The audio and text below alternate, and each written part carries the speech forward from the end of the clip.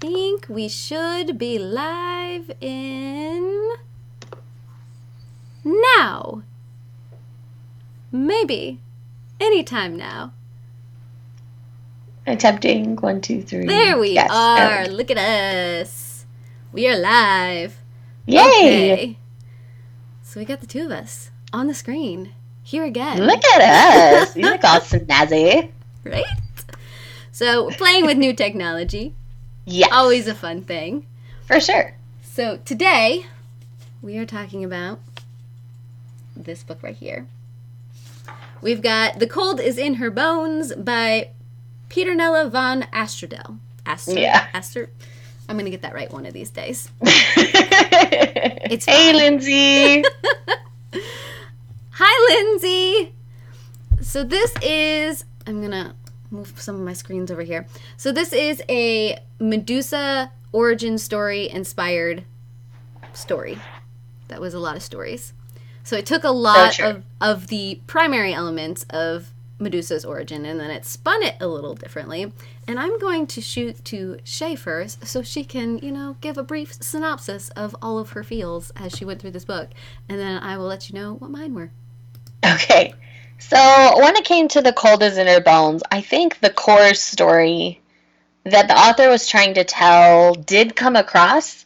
She wanted to talk about the power of sisters and the powers of sisterhood and that love that people can share. I really think that's what she was trying to get across in this novel, as well as playing with some Greek, mythology kind of stuff with the Medusa part. All in all, I kind of ended up feeling in the middle, almost meh, kind of with this book. There were a lot of great things. I do like the dynamic that she gave us with the two sets of sisters, and I also really just liked the overall tone and atmosphere that she was trying to create. But where it fell flat for me was in the characters. I feel like they needed more time and more development. I mean, our primary character is really the only one that got much development at all, and it wasn't even that much. And then there was the whole element of the overly toxic masculinity patriarchy that was depicted in this novel. Like I say, I did expect some of that just because of the time frame that we were in, but I felt like it went too far and was around too long. I think that was like my biggest thing going on here. That was my biggest beef, I think. So I'm going to send it back to you so you can remember to tell people's names because I forgot to double check them before we started. Okay, so now for my thoughts, because I'm still processing a lot of what I think about everything that went on in this story, because I finished it last night, and there are elements that I certainly do enjoy in this story, but then there are elements that I'm like, So we've got Milla, who is the main character of our story, who is slowly turning into an almost Medusa-like character. And then we have her aunt, Hulda, who is the Medusa-type character. And then her sister, Gitta, which is also, Milla's mother, who seems to be the center point of a lot of things that's going on, but you really don't find that out until very, very far into the story.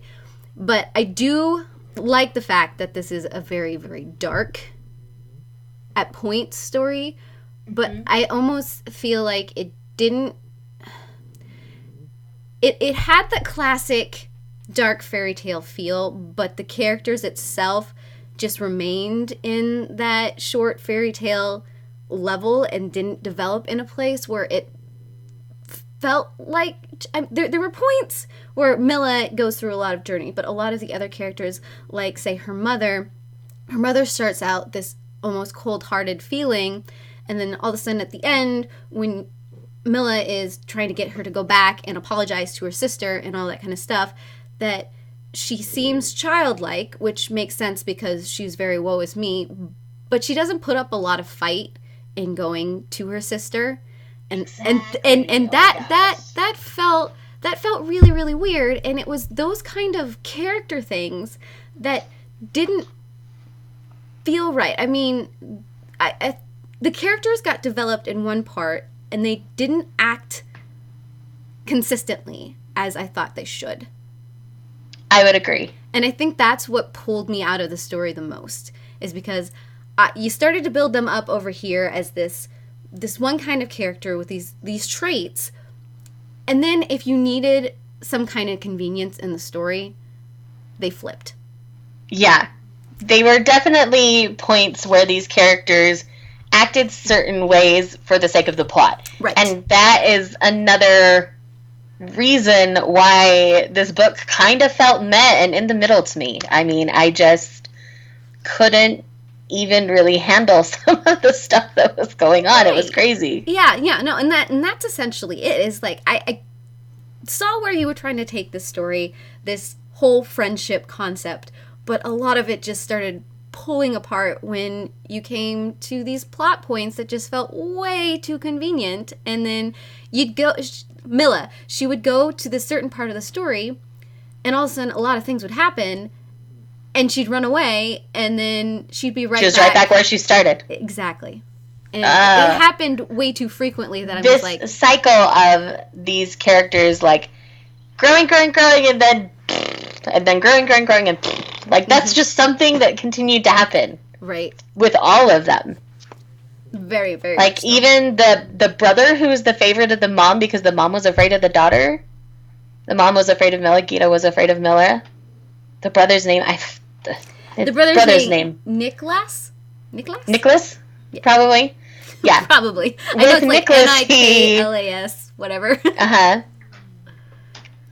He just was there to move the plot forward. That's all Nicholas was. Mm-hmm. And that really bothered me, because you would think that as Milla started to grow, her relationship with her brother would truly, like, change, but it never did. I mean, I understand family's family and stuff, but your relationships still grow and change. And so it makes sense that through something as traumatic as what they've been going through with all of this, that their relationship dynamic would change, but it never seemed to do that. And that really kind of rubbed me the wrong way. Mm-hmm. I guess I just wanted more realistic characters in their reactions to what was going on in the story. Yeah, and I totally agree, because I know this is a point that, like I said, really, really got me in this story is the characters. Mm-hmm. And just, I wanted it to go somewhere, and it didn't, because I mean, the three of them at the end, Iris, Nicholas, and Milla, they ended up on their own little plot of land, being a family, which was kind of learning how, which was the center point of this story, is finding family and what family actually means, and love and all that kind of stuff. But it also felt really weird. Right? I'm so glad I wasn't the other one who felt weird at that. I'm like, there were points in this story, I'm like, I almost feel like this is, I know it's trying to come across where Iris and Milla have this sisterly bond. Right. But it was so forced. Yeah. And it's just like, instantaneously all of a sudden, like, this person is the center of my universe, which I kind of understand, because Milla didn't have a lot of experience meeting people, which I also thought was another really ridiculous thing that... Oh, gosh. That's part of that toxic patriarchy masculinity crap. Yeah. And really forced her into this, like, really, really weird mindset about life, which I'm like, this girl almost feels like... it's almost a cultish-like feeling. Yes. She was brainwashed into a lot of things, and then breaking out of that. You know, that she had to stay inside, and she had to put down the salt, and she had to be a good girl, and she had to brush her hair. Like, oh my gosh. It was ridiculous. Yeah. So I struggled through a lot of that, and then there were points in this book, especially when she stayed with, I think it's Liz's family? I think that's how you say your name? The little girl's family. Oh, yeah. And she kind of saw some of that warmer family dynamic. but she kept on falling into a lot of her own ways and resenting the mother in that situation because she's like, oh, maybe you should wash, maybe you should do this, maybe you should do that. And she was doing it more in a motherly way than her own mother probably did. But she kept on, she still reverted back. Yeah, and the simplest solution would have just been to say, hey, you stink, go bathe. Well, yeah, but the fact that if Mila had just come out and said a lot of things, all of that resentment wouldn't have been there. I agree. And I think it was Mila needed to learn to speak up for herself, and she never really got to that point. No, she didn't, and I was so disappointed by the end that she really still didn't really have that. No, and it okay, so it seemed like at the end that she got to that point, but because, I mean, she went up and she confronted her mom, and the whole thing with her aunt and her mom went down, and then, of course, they lived off in the middle of nowhere together. But to me, that was more survival than actually, like, speaking up for yourself. And you have to wonder how and where Mila sits in the dynamic of her brother and Iris at this point. Right? If she ever really broke out of that servitude mindset. Because I don't think she did. And that's kind of where I was at too. I'm like, did you really grow any? Because you still rely on other people. I guess by the end, she, in that last scene, she kind of sends the little girl away and then starts to talk with the snake. So I guess she's just kind of her own person at that point. But she's still hiding it from people. Yeah. And that bothers me. If she's really okay with who she is, she shouldn't have to hide it. Right. And maybe the whole reason I struggled with this whole story is because Mila never became a character that I liked. Yeah. She either seemed too whiny. Oh, the whining. There was a lot of teenage angst going on in this story. Goodness. I'm like, I can't. It almost felt like I was reading Bella from Twilight, and that's some angst. Because, I mean, there were points where she started blaming her brother for not being the one that was loved. And I'm like, because your brother controls your parents' emotions? Right? Logic there. But, I mean, I suppose I probably would have been pretty much the same as a teenager whenever my brothers got all of the love at any point in time. I'd be like, fine, I'll just sit over here and I'll just be, quiet and pretend like I'm not a person. It's fine. I don't exist. And see, I think for me, like, in my family, at least through my teenagers, I felt like my mother favored my brothers. It wasn't really true, I learned later, so I'm not going to sit here and, like, throw shade at my mom, because she really wasn't that way. But it felt like she knew how to deal with them better, I guess is the easier way to describe that, because she didn't have sisters, and her mom wasn't the most loving of people, and so I think she kind of didn't know what to do with me. And I'm the kind of person that when confronted, I just kind of get in your face about it. And she didn't know what to do with that. And so we didn't get along well through my teenage years while I was trying to figure out how I felt about lots of things. Thankfully, my dad would swoop in and we would work things out. And me and my mom were never really, like, in a super bad place. But I guess to an extent I can get her feelings about feeling that way towards Nicholas, because there were moments where I felt that way, particularly towards my older brother. My younger brother, not so much, but my older brother, just because I felt like he could do no wrong, and I was the one that came after that's doing everything wrong. My brother was the model student where I was the slacker who didn't do homework and things like that. So I just kind of always felt like I was in his shadow, but not on purpose. So we were just two very different students. And so that ended up making me feel differently towards my brother. So, like, I get her feelings, but I'm not trying to justify her feelings. Mm-hmm. Yeah, no, and that's kind of, like, I understand kind of where that viewpoint comes from and why that angst happened, but it was hard to, like... It was way overdone. I'll never, like, shy away from that, because it totally was. Mm-hmm. Yeah, and I know we were trying, I mean, the apology between Hulda and Gitta at the end where she's trying to apologize and she's like, I did love you. I didn't feel was real. It felt so fake. Yeah, because we never really built up that sisterly bond at the beginning of the story. I mean, you get their story summed up in the, prologue? Yeah. Is all? Mm-hmm. And so all you see is Hulda's toxic side and toxic view of the situation. Right. And so it if you wanted that to feel more Janine, I feel like we should have seen them as little girls, because the only part we got about them being little girls is that their hair got tangled together because they were so close.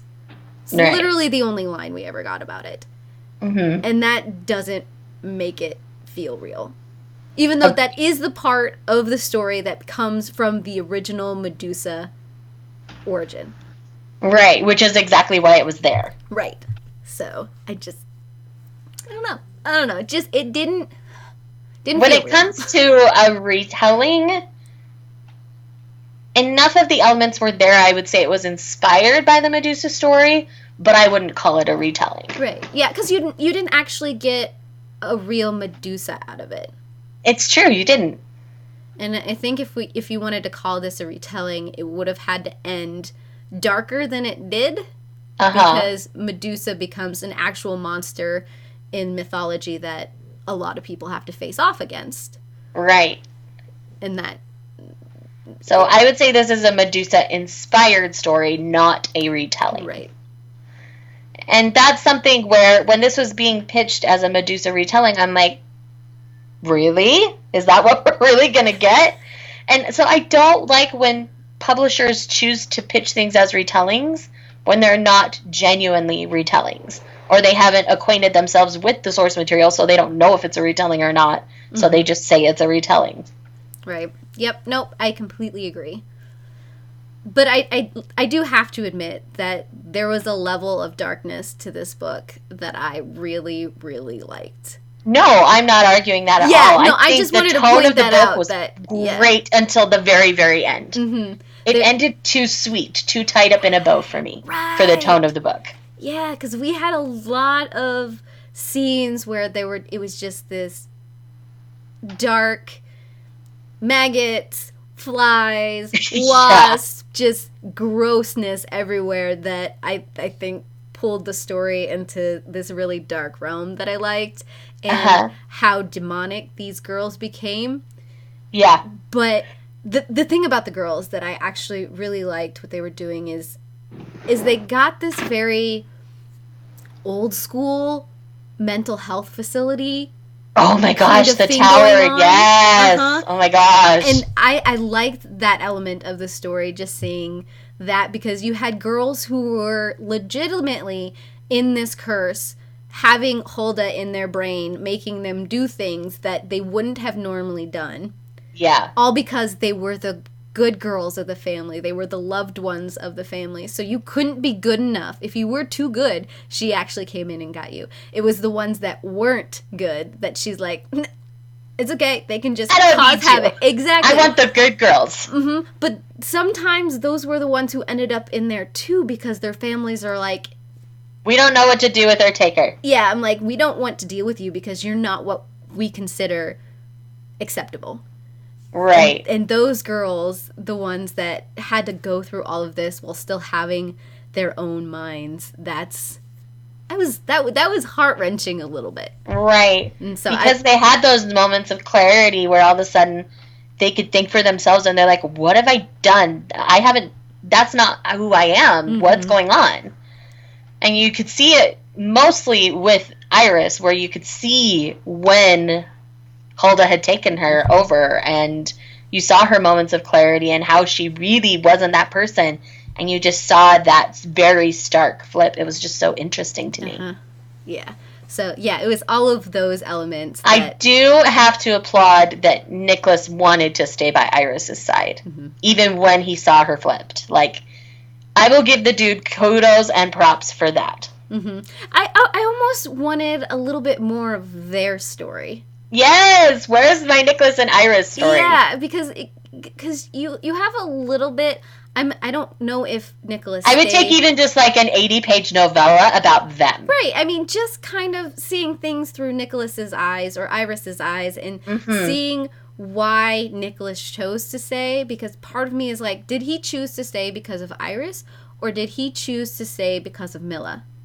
Yeah. Did he choose to stay because he wanted to protect his sister, or did he choose to stay because of Iris? Right. I mean, by the way things look at the end, I hope it was truly for Iris. Right. But see, that's where I'm conflicted, because I wanted there to be some love between them, because I mean, they were deciding to get married and all of that kind of stuff. But Nicholas didn't choose to leave home because of Iris. It was because Milla wasn't going to be there. Yeah. And so that's why I'm wondering, like, what is the true dynamic between Iris and Nicholas? Right. I don't know. Is it one of those things where Hulda took Iris over at some point and threatened Milla to Nicholas if he didn't stay with Iris? Mm-hmm. Like, did something like that happen and we just never heard about it? And so that's what his motivation truly was. Like, it's really just, there's so many directions the author could have taken it that could either be sweet and this sweet little love story for he and Iris, or could be super dark and it has almost this, what's it called? Stockholm Syndrome kind of complex. Mm-hmm. After he spends so much time with her, he just ended up wanting to be with her. Right. Maybe because that forced him to get to know Iris outside of when Hulda had her. I don't know, but yeah, I just think there's so many different ways the author could have played with that dynamic, and she chose not to. That I'm like, this book wasn't even 300 pages. She could have played some more in this story, in this world, and developed characters and done some little things like that. Yeah, I mean, and there is this whole plot line with the witch. Yeah. That I don't necessarily know had to be there, because... Agreed. I know it's the way that she kind of discovered what Hulda really wanted. Uh-huh. But I think there might have been other ways to make that... come to fruition? Totally. That discovery happen, because, I mean, Hulda was slowly integrating herself into Milla. So there could have been, like, this moment where Milla gets inside of Hulda and puts all those pieces together. You didn't necessarily have to have the witch there to pull it all together. But, I mean, I guess it was the witch that supposedly changed Milla's mindset into, I need to stop being this boo-hoo baby, which, that terminology, I'm like, where the heck did that come from? Right, because the time frame, that wouldn't have ever really, like, been applicable. So I'm like, that is the weirdest okay. Reason. Yeah. And then going home and convincing her mother that she didn't need to be a boohoo baby. I don't know. I feel like there was a different way that could have come about. But I guess then you wouldn't have been able to make vengeance a demon that made all of this possible. Right. So Lindsay said in the comments, I feel like he went with her because of his sister and not Iris. There was just so much anger when Iris was taken that I think he felt like he had to do it for his sister. Yeah, I can definitely see that. And like I say, I hope for their sake in the future that that wasn't the case, but I could definitely see it being the possibility and the more likely scenario. Right. Mm-hmm. Very, very much so. I don't know. Yeah. So those are my thoughts. No, I really think we're kind of on the same wavelength once again. With most of the ones we've picked, we've been pretty similar. Yeah. I think outside of the first one, we've been exactly the same on both, on our opinions on them so far. So, do you want to take a minute and introduce our May read to our readers? Yes. So, May is my birthday month. So, Shae kindly let me choose which book that we were going to read. I'm going to take over the screen for a second. And that book is, I don't know if you can see that, Firebird by Mercedes Lackey. I have been wanting to read this book forever and a half because this is part of her fairy tale series. And so I thought it would be the perfect read for next month because, yes, please. Yes, please. Now, I am currently reading, I believe it's the first book in this series. It's Fairy Godmother. Is that the first book in this series? No, actually, that's a different fairy tale series. Oh, different fairy tale series. She's got so many. Yeah. So this is okay. I think there's only 2 books in this one right now. It's Firebird and I think Black Swan. Okay. Is the other one in this series. Okay. But otherwise, yeah, I think the series that you're talking about, is the Fairy Godmother series. Okay, yeah. I think that's what That's really interesting. That's my audiobook right now because it's by one of my favorite narrators, and I'm quite enjoying it. Oh, I love that series altogether because I have they've got 7 or so of them in that series. Yeah. And yeah, I've read those ones as they came out because they're kind of addictive. Yeah, I can definitely see that because this first one has been really interesting. Gabra Zachman's just one of my favorite audiobook narrators, and she's the one who does these, and so that's why I'm like, I'm going to try it out. Okay. I mean, I've never listened to the audiobooks, but I'd be interested to... Okay, well, good. I have ordered Firebird. It should be to me on Monday, so... Yes. And I believe... Which is tomorrow. Oh, goodness. Yes. Tomorrow is Monday. And tomorrow is Monday. And so the next stream will be May 26th. Yes. I believe is the Sunday, and then it will be over on... Now that is over Memorial Day weekend, and that's also Panelathon for me, so... we'll still do it that day. Okay. So, wait, didn't realize that. Because we're not going to be traveling for Memorial Day, so we should be good. Okay, yeah, and I'm pretty sure we're going to be here as well. Okay, if anything changes in our schedules, we promise we'll let all of you guys know, right away. But plan on May 26th at the same time, 4 Central, 3 Mountain, because that seems to work really well for both of us on Sundays, so... Yep. Sounds like a plan to me. All right. Well, feel free to mention anything you want about this book. And anytime you're posting about the book club, feel free to tag us.